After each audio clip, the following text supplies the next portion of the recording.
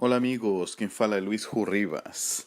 Eu vou conversar um pouquinho, comentar um pouquinho sobre uma questão que me foi pedida por alguns jovens, que falei um pouquinho sobre os exilados de Capela, sobre os espíritos que vieram à Terra há alguns milhares de anos.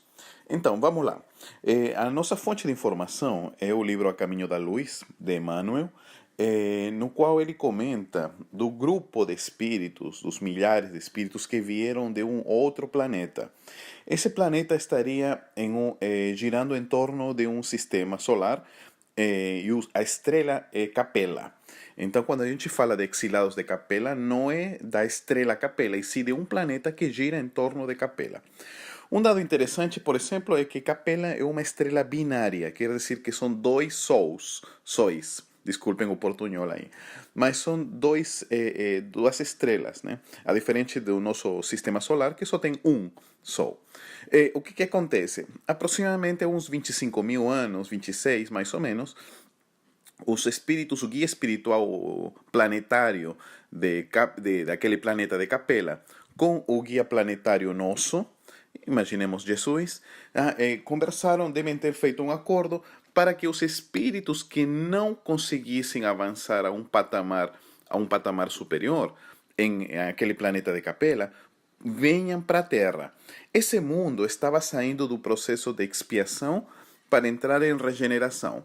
Na Terra, nós estávamos saindo de um mundo primitivo para entrar em expiação e provas.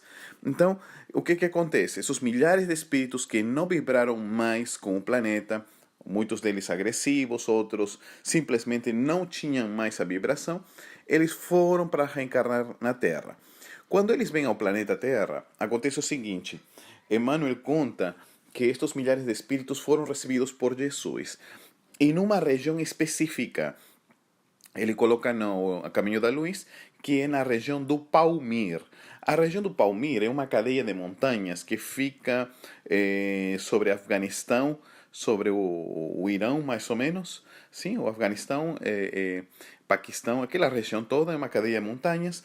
Então, o Cristo dá as boas-vindas a estes espíritos, dando a chance de um novo planeta para que estas almas se regenerem. Esses milhares de espíritos começarão a partir daí seus processos reencarnatórios. Alguns deles, Emmanuel cita que são 4 grupos que se formam naturalmente. Um grupo vai para a Índia, que serão os Brahmanes. E o destaque dos Brahmanes, que eles criam os Vedas, né, os ensinamentos védicos, que são os grandes ensinamentos. Aliás, o primeiro manuscrito do planeta, 6.000 anos atrás, foram justamente esses escritos védicos feitos pelos grandes sábios, né? E um detalhe que Emmanuel conta é que o idioma sânscrito, que vocês devem conhecer algumas palavras como karma, dharma, mantra, mandala, enfim, tantas outras chakras, tantas palavras do sânscrito, o idioma sânscrito era um idioma falado em capela. Olha que legal. Era tanta sabedoria deles que até o idioma eles foi trazido para aqui, para o nosso orbe. Outro grupo vai ficar naquela região do Oriente Médio, que dará passo ao chamado povo de Israel. Né? Eles tinham muita fé, mas eram muito orgulhosos.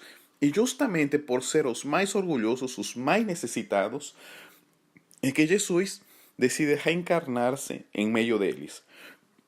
Um terceiro grupo seria os egípcios, aqueles que fizeram os grandes trabalhos, as pirâmides. Inclusive, Emmanuel menciona que o trabalho das pirâmides é consequência daqueles espíritos que, ao longo desses milênios, eles conseguiram um nível de evolução que permitiu a possibilidade de retornar a seu mundo, né? Então, alguns espíritos na Terra, durante milênios, conseguiram se iluminar e receberam autorização do Cristo para que possam voltar à capela. A estes que conseguiram, não são todos, mas a estes que conseguiram, foram criadas as pirâmides sobre seus túmulos, para que toda a humanidade veja como se é possível uma alma se regenerar. Então, as pirâmides não é somente um túmulo para um morto, não, não. É uma homenagem para uma alma que conseguiu, nesse planeta Terra, superar-se e retornar a um mundo superior. E por último, nós temos o quarto grupo, que são os indo-europeus. Eles são mais técnicos, não têm vínculo religioso, e por uma questão de frieza mesmo, eles procuraram lugares mais ao norte.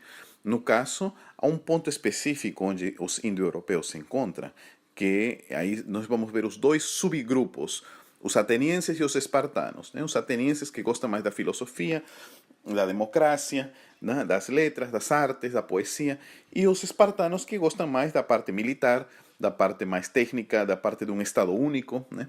Então, estes dois grupos que vão ser rivais, atenienses e espartanos, né, que já trazem esse rancor, essa rixa desde Capela, esse grupo de espartanos e atenienses, né, amanhã mais tarde, no século XIII, Emmanuel conta depois, que os atenienses irão ocupar a zona mais quente, o Mediterrâneo, Itália, França, até a Península Ibérica, inclusive a Inglaterra, que amanhã serão os americanos, né, norte-americanos e também os sul-americanos.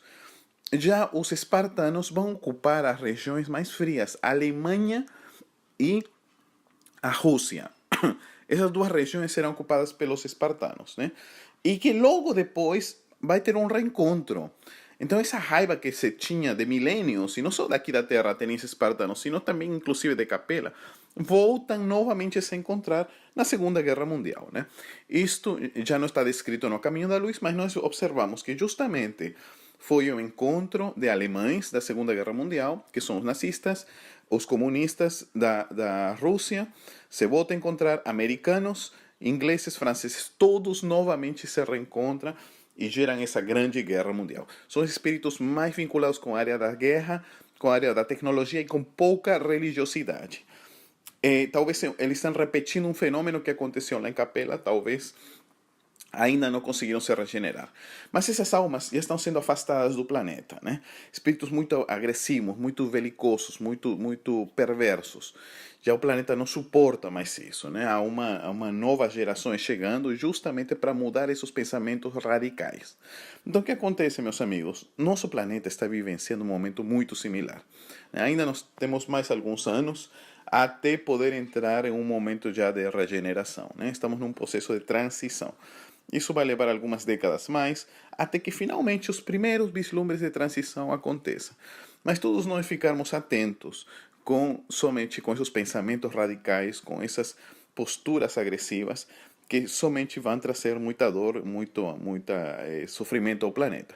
Mas, por outro lado, nós temos uma coisa muito bonita, em que, como o nosso mundo vai entrar em um mundo de regeneração, muitos sintomas de regeneração começamos a ver.